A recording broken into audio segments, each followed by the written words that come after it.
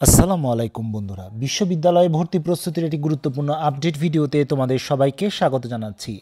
বন্ধুরা, 7 কলেজের অর্থাৎ ঢাকা বিশ্ববিদ্যালয়ের অধীনে 7 কলেজের চতুর্থ ধাপের যে রেজাল্ট তা প্রকাশ করা হয়েছে।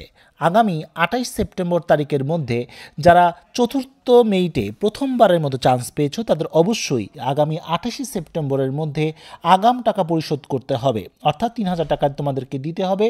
পরবর্তীতে যখন তোমরা ফাইনাল ভর্তি হবে বাকি টাকা দিয়ে তোমাদের চূড়ান্ত ভর্তি কনফার্ম করতে হবে। বন্ধুরা, এই সংক্রান্ত গুরুত্বপূর্ণ একটি নোটিশ প্রকাশিত হয়েছে।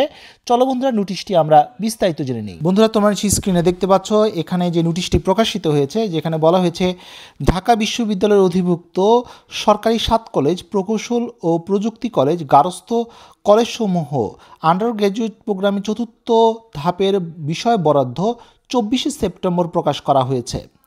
একই সাথে কোটা আবেদনকারীদের স্ব কোটায় মেধাক্রম ও পছন্দ অনুযায়ী কলেজের বিষয় বরাদ্দ প্রকাশ করা হয়েছে। অর্থাৎ যারা কোটা শিক্ষার্থী তাদের জন্য কিন্তু আলাদা নোটিশ প্রকাশিত হয়েছে। তোমাদের নিজস্ব যে ইউনিট রয়েছে সেখানে কিন্তু তোমরা এই তথ্যগুলো জানতে পারবে। নতুন শিক্ষার্থী যারা প্রথমবারের মতো একটি কলেজ বা এবার মেধা বা কোটায় বিষয় বরাদ্দ পেয়েছে, অর্থাৎ নতুনভাবে একটি সাবজেক্ট পেয়েছে, তাদের অবশ্যই 28 সেপ্টেম্বরের মধ্যে 3000 টাকা দিয়ে কিন্তু তারা কনফার্ম করতে হবে। চান্স পাওয়ার পর তোমরা যদি কনফার্ম না করো তাহলে কিন্তু তোমাদের এই ভর্তিটি বা চান্স পাওয়াটা বাতিল হয়ে যাবে। যারা পূর্ববর্তী কোনো ধাপে বরাদ্দের পর আগাম টাকা জমা দিয়েছে তাদের কেউ যদি এই চতুর্থ ধাপে বিষয় পড়তে চায় তাদেরকে অবশ্যই মাইগ্রেশন অফ করতে হবে। অর্থাৎ চতুর্থ ধাপে এসে যদি তোমার কাছে মনে হয় যে তুমি যে সাবজেক্টটি পেয়েছো বা যে সাবজেক্টটি তোমার আছে সেটাই তুমি বহাল রাখতে চাও, সেক্ষেত্রে মাইগ্রেশন অফ করে দিবে। মাইগ্রেশন অফ করার জন্য সময় পাবে 28 সেপ্টেম্বর পর্যন্ত এবং প্রয়োজন হবে 50 টাকা, যা অনলাইনেই তোমাকে দিতে হবে।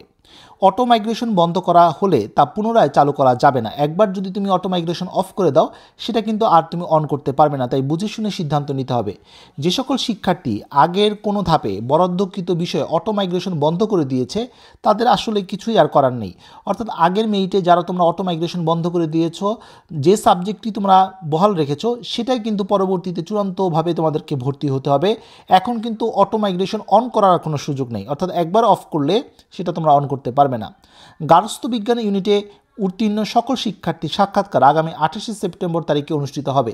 পরীক্ষায় উত্তীর্ণ সকল শিক্ষার্থী উচ্চ মাধ্যমিক ও মাধ্যমিক পরীক্ষার অর্থাৎ এসএসসি এবং এইচএসসির মূল গ্রেডশিট সহ ডিন অফিস, জীববিজ্ঞান অনুষদ, ঢাকা বিশ্ববিদ্যালয় কার্জন হল এলাকায় উপস্থিত হওয়ার অনুরোধ করা হচ্ছে। তবে কোটায় বরাদ্দকৃত শিক্ষার্থী যাদের মূল গ্রেডশিট ইতিমধ্যে জমা দেওয়া হয়েছে তাদের উপস্থিত হওয়ার কোনো প্রয়োজন নেই। প্রযুক্তি ইউনিটে প্রথম থেকে চতুর্থ ধাপ বিষয়ে বরাদ্দ তাদের আগাম টাকা জমা দেওয়ার রসিদ এবং এসএসসি এবং এইচএসসির মূল গ্রেডশিট সহ আগামী 27 সেপ্টেম্বর তারিখে ইউনিটের নোটিশ প্রকাশিত সময় অনুযায়ী ইউনিটে হাজির হওয়ার অনুরোধ করা যায়। তবে কোটায় বরাদ্দপ্রাপ্ত শিক্ষার্থী যাদের মূল গ্রেডশিট ইতিমধ্যে জমা দেওয়া হয়েছে তাদের কিন্তু উপস্থিত হওয়ার কোনো প্রয়োজন নেই। আরেকটি গুরুত্বপূর্ণ কথা রয়েছে, সেটি হচ্ছে আগামী 3 থেকে 5 অক্টোবর তারিখের মধ্যে পঞ্চম এবং চূড়ান্ত মেরিট লিস্ট প্রকাশ করা হতে পারে। অর্থাৎ 5th মেরিট লিস্ট কিন্তু প্রকাশিত হবে। তো বন্ধুরা, এই ছিল মোটামুটি আজকের আপডেট। পরবর্তী আপডেট এবং সঠিক তথ্যের জন্য আমার চ্যানেলটি সাবস্ক্রাইব করে রাখার অনুরোধ রইল। তো বন্ধুরা, আজ এই পর্যন্ত সবাই ভালো থাকো, সুস্থ থাকো। দেখা হবে আগামী কোনো ভিডিওতে। সেই পর্যন্ত আল্লাহ হাফেজ।